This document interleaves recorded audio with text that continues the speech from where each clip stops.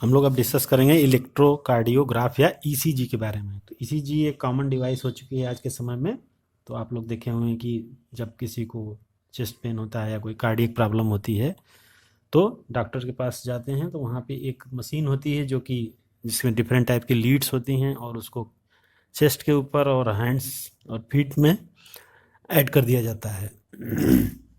और उसमें फिर एक या तो स्क्रीन होता है, उसके ऊपर पैटर्न आता है, कुछ ग्राफिक्स पैटर्न बनते हैं, या फिर एक स्लिप होती है जिसके ऊपर प्रिंटेड आता है ग्राफिक्स। तो उस वो जो है जो ये पूरा ग्राफ होता है इसी को इलेक्ट्रोकार्डियोग्राफ बोलते हैं। क्योंकि ये ग्राफिक्स रिप्रेजेंटेशन है इसीलिए इसको हम लोग कार्डियक इलेक्ट्रोकार्डियोग्राफ बोलते हैं। और ये शो करता है हार्ट की इलेक्ट्रिकल एक्टिविटी को। तो हार्ट में जैसे हमने बताया था कि एसए नोड होता है, SA node electric impulse generate करता है, फिर एवी नोड पर आता है, कुछ एवी नोड उसको इन्हेंस करता है।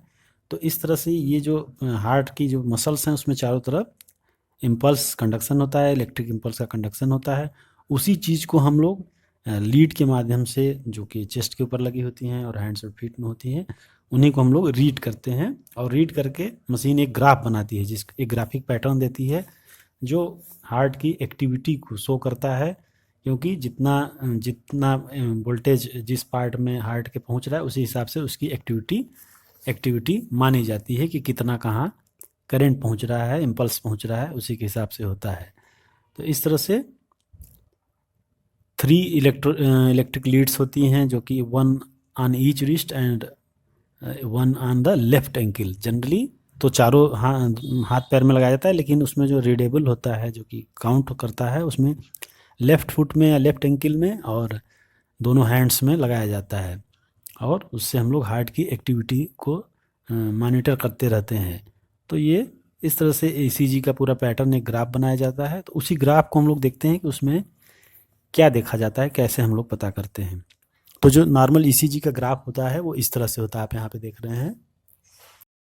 तो यहाँ पे हम देखते हैं कि ये पी वेव दिखाई दे रही है। पी वेव इंडिकेट करता है आर्ट्रियल कंट्रैक्शन को या आर्ट्रियल सिस्टोल को या आर्ट्रियल डीपोलराइजेशन को।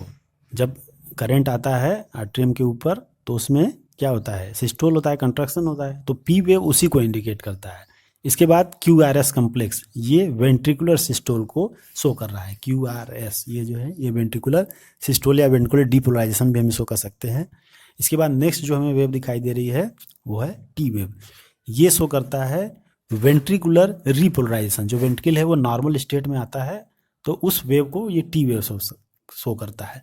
अब सवाल ये है कि पी वेव यानी कि जो आर्ट्रियल डायस्टोल है वो इसमें कहाँ दिखाई दे रहा है। तो जो आर्ट्रियल डायस्टोल होता है वो इसी पॉइंट पर होता है, यानी ये इसी को ओवरलैप करता है, कॉन्साइड करता है, इसीलिए वो इसमें दिखाई नहीं पड़ता। क्योंकि क्यू आर एस कम्प्लेक्स थोड़ा सा स्ट्रांग होता है इसलिए ये ज़्यादा इजीली दिखता है। इसी वो आर्ट्रियल रिलैक्सेशन को या फिर हम कह सकते हैं आर्ट्रियल रीपोलराइजेशन को ये ओवरलैप कर जाता है। तो इस तरह से ये पूरा कोई भी ईसीजी जब हम देखते हैं तो हमें यही पॉइंट दिखाई देता है, P wave, Q R S wave and T wave. तो इससे आर्ट्रियल डीपोलराइजेशन, फिर वेंट्रिकुलर डीपोलराइजेशन, फिर वेंट्रिकुलर रीपोलराइजेशन। तो इस तरह से जब टी वेव जब एंड हो जाती है तो ये मान लेते हैं कि हमारा जो सिस्टोल है वो एंड हो चुका है। इस तरह से हम इस एक आइडिया ले सकते हैं कि अगर ये ग्राफ नॉर्मल हमें मिल रहा है इसका मतलब ये है कि हार्ट नॉर्मली वर्क कर रहा है। अगर इसमें कोई वेरिएशन मिल रहा है अलग अलग लीड में, हालांकि ग्राफिक्स अलग अलग थोड़ी सी आती है, लेकिन वो हमें पता होता है कि किस तरह से एक डॉक्टर को पता होता है कि क्या एक्चुअली होना चाहिए।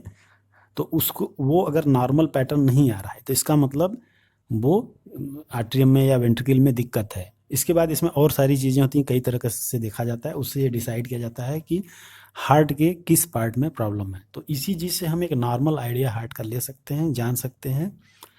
तो उसमें इसका एक क्लिनिकल सिग्निफिकेंस है। इस तरह से ईसीजी बहुत ही इम्पॉर्टेंट डायग्नोस्टिक चीज़ है और इससे हम लोग हार्ट का एक प्राइमरीली हम लोग जानकारी पा सकते हैं कि इसमें क्या प्रॉब्लम है हार्ट के अंदर, उसको जान सकते हैं। एक चीज़ मैं यहाँ और बता देता हूँ, जैसे कि आप देख रहे हैं पी, क्यू आर एस और टी, ये पूरा मिला करके एक आर्ट्रियल सिस्टोल और डायस्टोल या पूरे हार्ट का एक कंट्रैक्शन को या एक स्ट्रोक को शो करता है। तो इसकी जो एक टाइमिंग होती है वो एक एवरेज टाइमिंग निश्चित होती है। अगर ये टाइमिंग कम या ज़्यादा है तो उसमें इसका मतलब हार्ट में कुछ प्रॉब्लम है। तो इसकी जो चौड़ाई है, इस विड्थ है, इससे भी हम आइडिया लगाते हैं, क्योंकि ये बार बार इस तरह का पैटर्न बनता है। तो अगर जल्दी जल्दी पैटर्न बन रहा है, इसका मतलब हार्ट रेट ज़्यादा है। अगर थोड़ा देरी से बन रहा है, इसका मतलब हार्ट रेट कम है। तो इस तरह से ECG से हम हार्ट रेट को भी पता कर सकते हैं और बहुत सारी चीज़ों को मालूम कर सकते हैं।